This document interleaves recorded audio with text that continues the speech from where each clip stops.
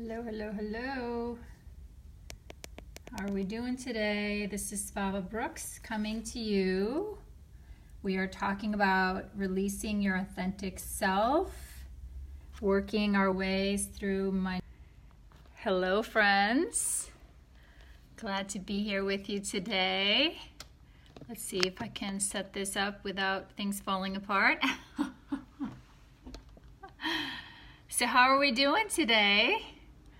Hello, hello, day 3. So if you're new to my world, hey friends, hey Tony, welcome.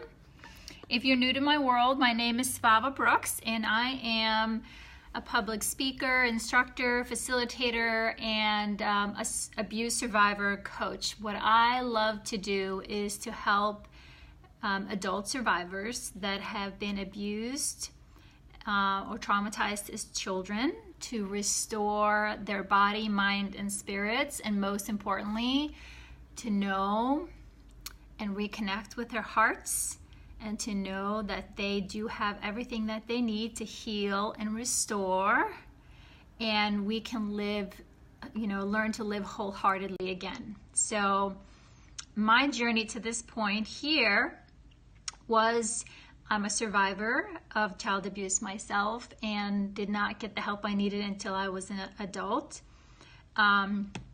So as I finally found my voice and was able to break the silence and get the support I needed to heal, I slowly discovered my passion to share the message that I was very blessed to find support early on in my healing journey. And don't know where I'd be without that help that I got in the beginning that set me on to the path of self-discovery. My husband would say sometimes a little relentless. But what I also discovered as I learned to put myself back together, so to speak, I really recognized the common human challenges that we all have growing up in our culture, and especially as children that are hurt, adult survivors. We have a particular set of challenges because growing up in a household that wasn't safe, where you weren't cherished or loved or nurtured, you missed out on some developmental stages, some support, some awareness. You learned false beliefs and thoughts about yourself. Hey friend. And so I'm on a mission to help as many and share the good word that yes, even though we might have had tough beginnings, it's never too late to start the healing journey. And we can heal and restore our hearts, our bodies, our minds, and our spirits. So I started on January 1st, so day 3, right? I'm sharing with the world my newly published book, Releasing Your Authentic Self, and I held it up just in the beginning. This is the second book I've published, and what was a key to my healing journey was when I was really moving from being a survivor into thriving. I was looking for the tools. Hey friends, thanks for popping in and joining me today. I was looking for the tools and the models, really, the role models, or someone to show me what does it look like to finally thrive and live wholeheartedly after having been abused or after having learned so much about trauma. I knew a lot about trauma. I knew how it impacted my life. I knew how it impacted my beliefs about myself and the world. And so as I slowly changed all that inner dialogue and those inner beliefs, I was still looking for what does it look like. So I was looking for a guide, like really wanting to live, like I often say, wholeheartedly, day by day, from this new place of really thriving, being really in charge and engaged with my life. I wasn't just stuck in the trauma knee-jerk reactions that my body was responding to, no longer there, but now what do I do? So that's where I wrote the book. And like I said earlier, if you're new to my world, you can get this book on Amazon or Kindle. And my books are written, there's a little bit of truth, a little bit of insight, something for people to consider for the day. And then I invite people with this particular book to go a little deeper. I ask 2 questions for every day that kind of help you to bring it in a little closer to you taking, and I'd say help you in taking full responsibility for your life today, right? Because yes, we can't fix what happened in the past, but now that you're here, I wanted to fully engage, take full responsibility for my happiness and well-being. How can I do that? So today, the truth of the day, so to speak, I'm going to read it out for you, and then we'll talk a little bit about it. And I hope you share in the comments. And if you're watching the replay, please feel free to comment as well, or reach out to me if you'd like to have, or if you have a question about any of this. So let's today is number 3rd, January 3rd, obviously. So let today be the day that you put yourself first in a healthy way. And here's how we start. I mean, just the thought to so many survivors of abuse or trauma, I would say overwhelmingly, most of our population, we put ourselves last on the list, right? How can we put yourself first in a healthy way? Because the truth is, if we aren't taking good care of ourselves, if we aren't on the top of the list, sometimes we never even make the list. And at the end of the day, we are resentful, we're hungry, we're tired, we're spent, we've given all our energy to other people, and there's nothing left for us. And then we don't have the energy to take care of ourselves, right? So in a healthy way, here's an idea. Here's how to start. Do what brings you joy. I mean, that was huge for me. Joy. Am I allowed to be happy? Am I allowed to every day want something for me that brings me joy, or that makes me feel peace, or makes me happy? I had discovered after a decade of trying to change my husband, because I thought once he's changed and different, I'll be happy, right? Thought it was his job to make me happy. I figured that out. Wasn't his job. My job to take care of me. So I'm being kind of serious about this, but so I put in here, I'm not kidding. It's that simple. So the first steps for me when I started putting myself first in a healthy way was, like my husband is a runner and he exercises, like clockwork. Can set my alarm by his exercise routine. And I used to be so resentful that he would go out for runs, and he would come home from work and put on his shoes and go for a run, and I would be like, wait a minute, what am I? Why aren't you coming here and taking care of me? And he's like, well, I have to take care of my body. I have to go do this. And then I put together the pieces, like, wait a minute, it makes sense. He is taking responsibility for his health and well-being. I should be doing that. And so I did. Eventually I'm like, oh, I get it. My job. So then I also started recognizing that, taking a little pieces of time for me to do things that were just for me. Being a mom with 3 kids, very distracted, right? Taking care of everybody else, the laundry, the house, whatever have you. And so I started, even just in the morning after I'd taken kids to the school, I would go to a coffee shop and just buy myself a cup of coffee and maybe go window shopping. And in the beginning, that felt guilty, right? That felt really, really like, oof, I should be home doing something, helping somebody or taking care of other people, right? Or another suggestions that I put in here, you can go to the coffee shop, enjoy the peace of just a cup of coffee by yourself, right? No distraction. Go window shop, drive to the park, go for a long walk at the nearest park by your house, or go to a movie. I eventually started going to the movies by myself. No problem doing that. If nobody in the house wanted to go see that movie, it made me happy, I would go see the movie by myself or read a good book. So here's the thing. If it is difficult, here's the questions.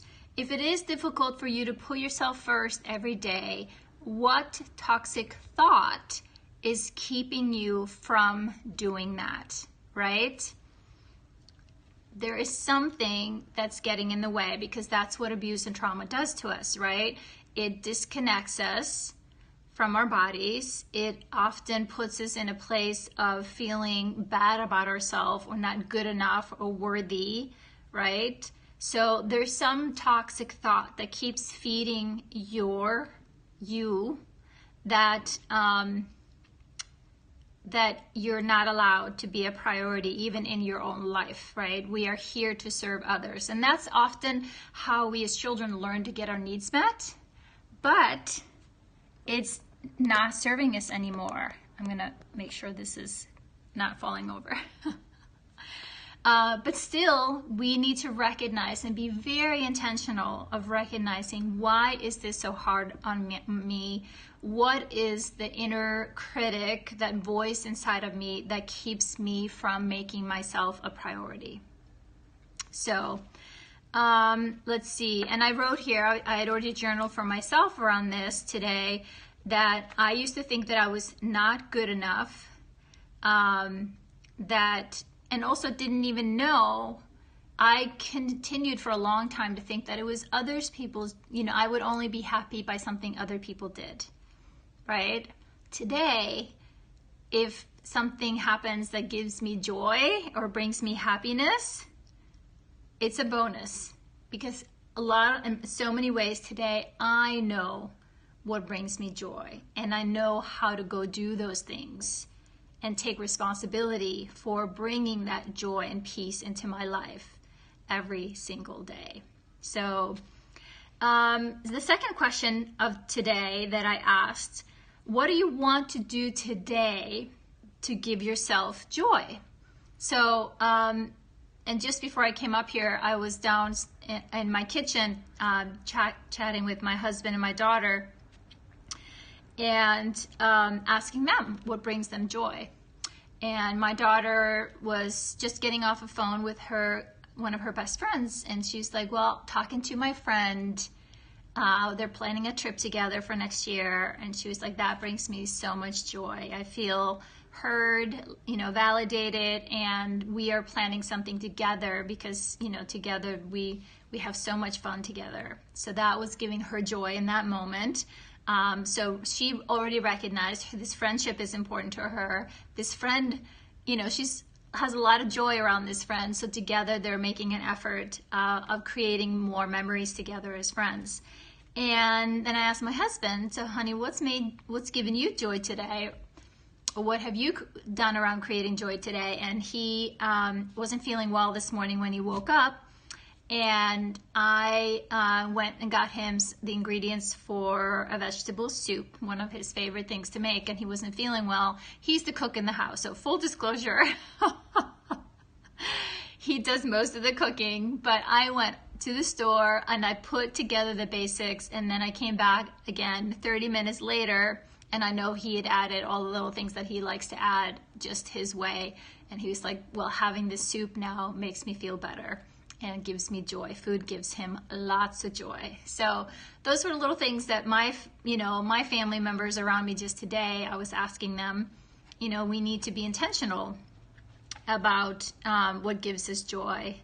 And I wrote down for myself, just today I was thinking, focusing on joy and doing the thing that makes us happy forces us to be present and to pay attention to the moment.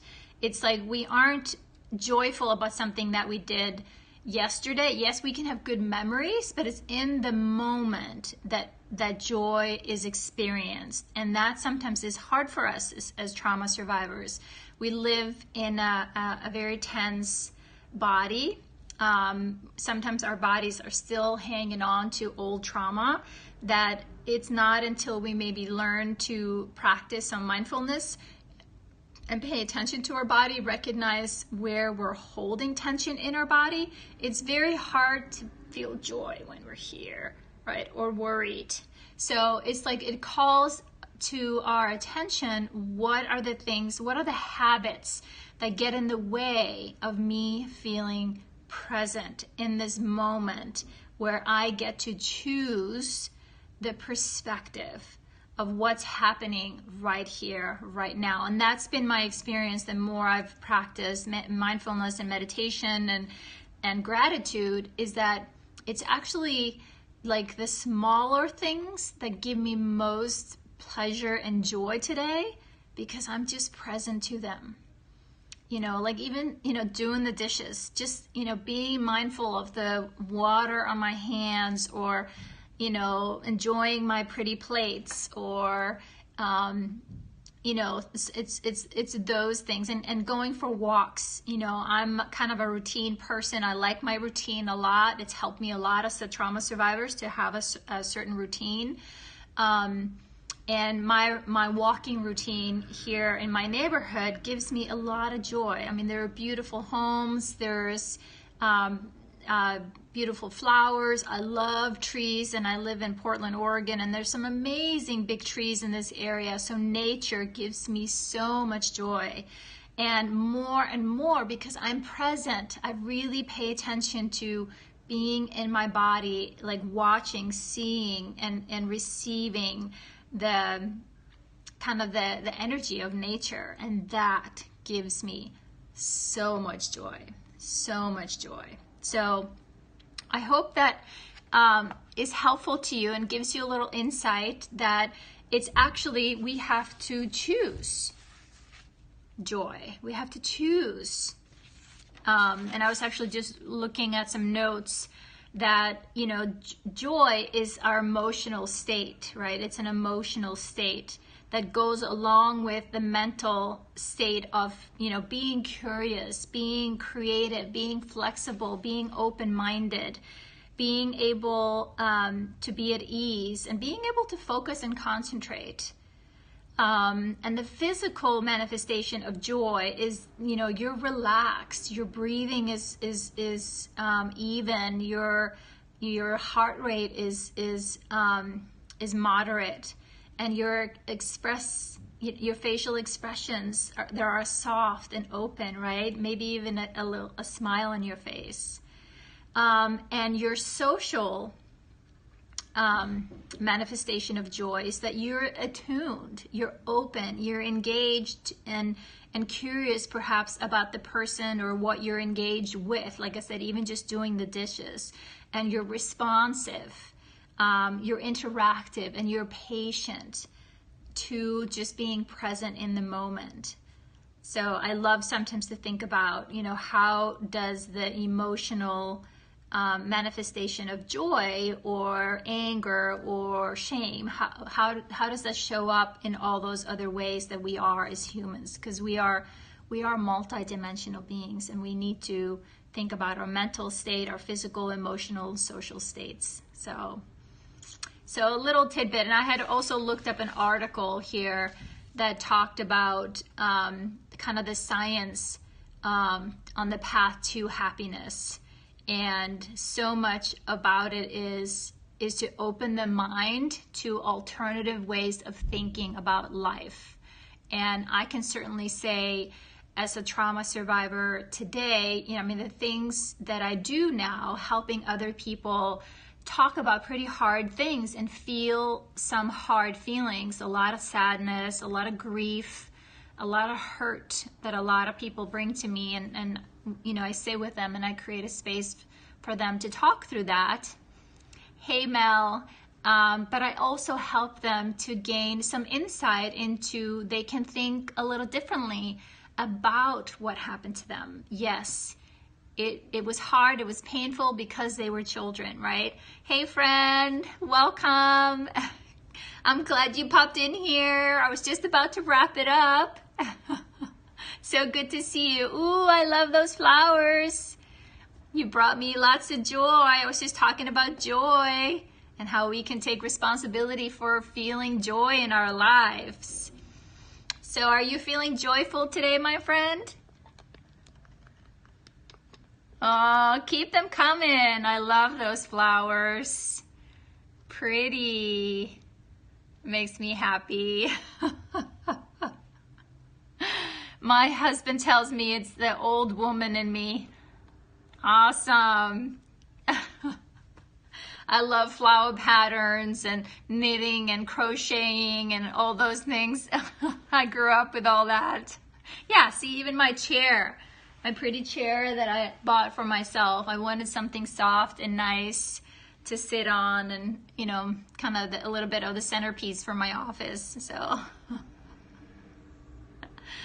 awesome. Well, I was on day 3 talking about how we need to put ourselves first in a healthy way on the path to, you know, releasing our authentic selves on the healing journey. And one way is to, you know, do the things that brings us joy, right?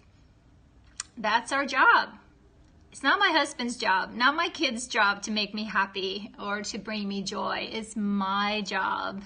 So been sharing a little bit about that, but I also was sharing, I had found an article that talked about, actually there is so many discoveries and research being done about mindfulness and kind of the neuroscience about how we can develop, you know, a practice of joy and why it's important that actually we can change by changing our thoughts and our beliefs. We're actually reconnecting our brains and changing our thinking and our habits. And after that, of course, we change basically our lives, right? Because we are the creators of our lives. Life doesn't just happen out here. We are the ones creating it. So I started with sharing how we can change the mind about how we think about life. And I was just saying, as you popped in here, that I used to obviously feel really horrible about my life and my childhood, but now changed my thinking about it. Actually, some of the hardest things that happened to me have served me as kind of the wisdom, having worked my way through the pain and the hard feelings. It's now the wisdom that I have to help other people. And in many ways, I feel very blessed, and obviously wouldn't have been able to without a lot of support. But I think we live in the golden age of transformation and healing and change right now. And we are learning so much, right? Through that, right? We are learning so much how powerful we are and how we can change and transform how we think and feel, and it's all in here. We just need models, right, and guides. And that's, again, I started in the beginning talking about why I wrote the book. I was looking for a guide like that. So what do I do? What does that look like? What do I do every day? What do I focus on? So that's why that worked. The second step in talking about, you know, bringing more joy into our life, it's by recognizing the importance of our attention. You know, when we pay full attention to something, we have to be present and in our bodies, right?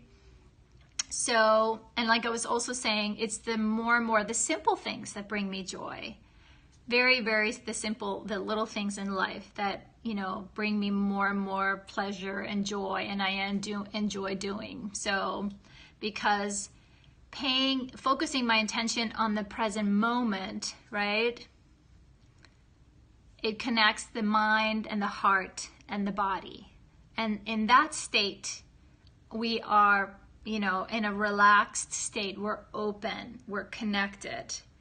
And that's really kind of what we all long to do and be and have, is to feel connected, seen, heard, and validated by other people.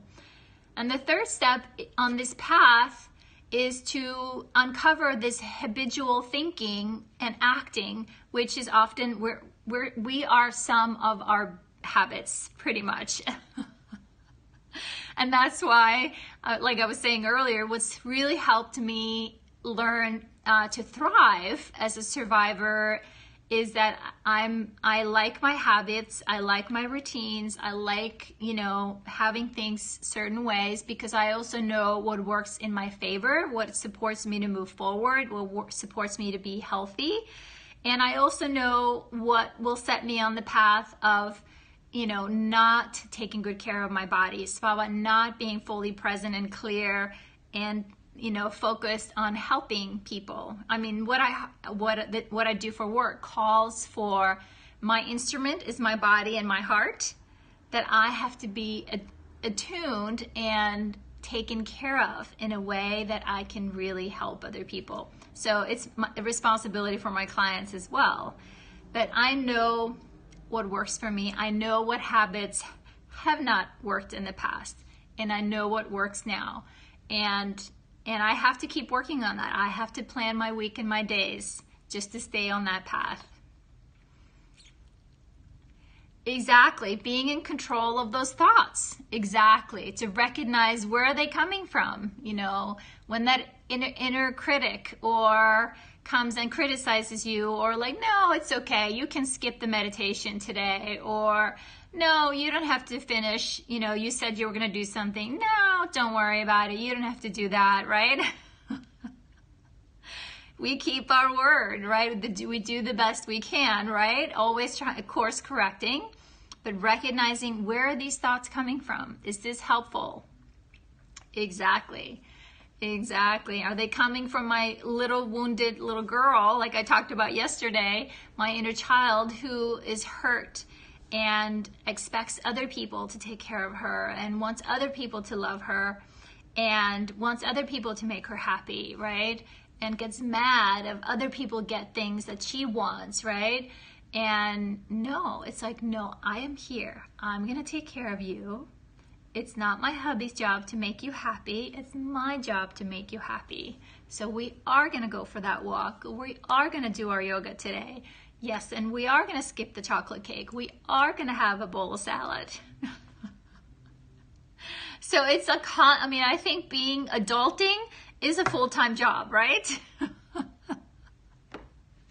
So it's a constant paying attention, checking in. Exactly. Yes. Learning to be content with ourselves, and if anything, I say fall in love with who you are. Honor your authentic self. Because we're all unique.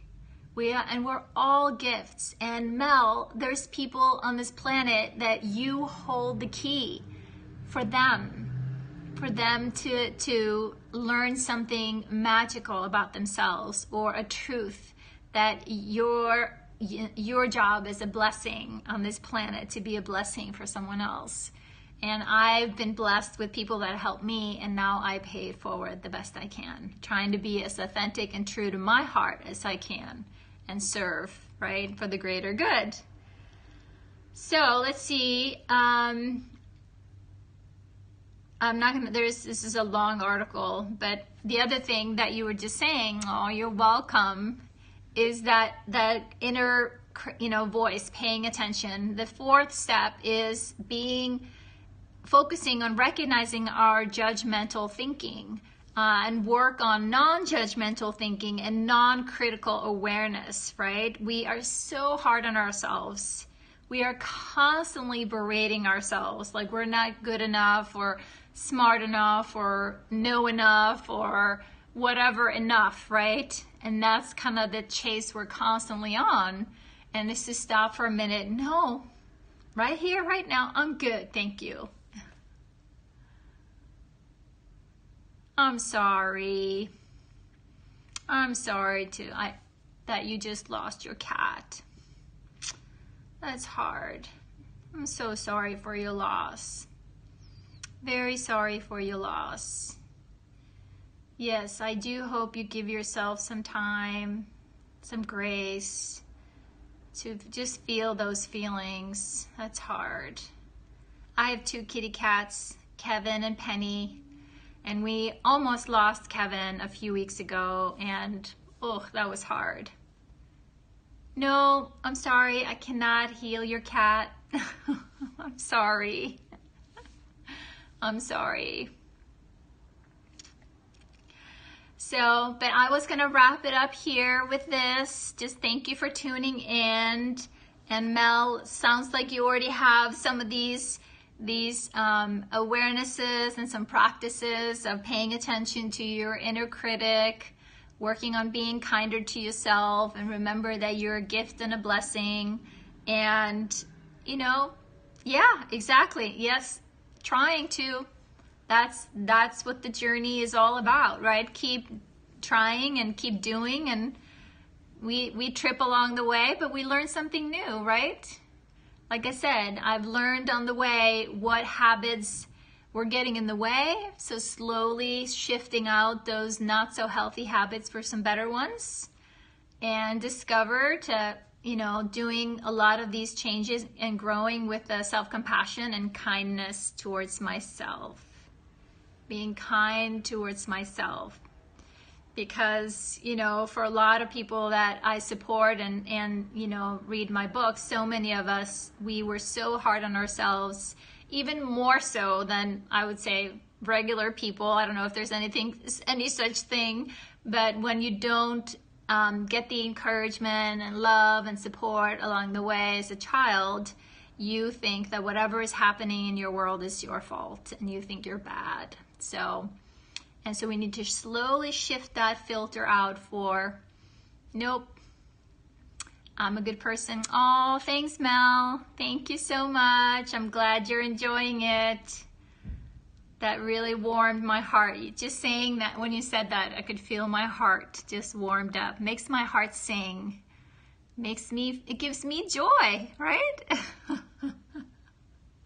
I put my words on paper, and, you know, for a long time I didn't think I could help anybody, but it's like, no, I think there's somebody out there that could benefit from what I'm trying to do here. So thank you, Mel. I'm glad you're enjoying it. Good. Beautiful. Thank you. Well, thank you for popping in today. And so remember, anyone here, and if you listen to the replay, find a way to bring a little more mindfulness and joy to your life. Just start small. That's all it takes. Start small, and then you add more and more. Start to take up a little more space in the world, and you get to create, you know, a life that's meaningful and fulfilling to you. You get to decide. So thanks, guys. We'll see you tomorrow. Thanks for being here, Mel. It was so sweet to see you. And thanks for all the flowers. Thank you so much. You too. Have a blessed day. Bye now.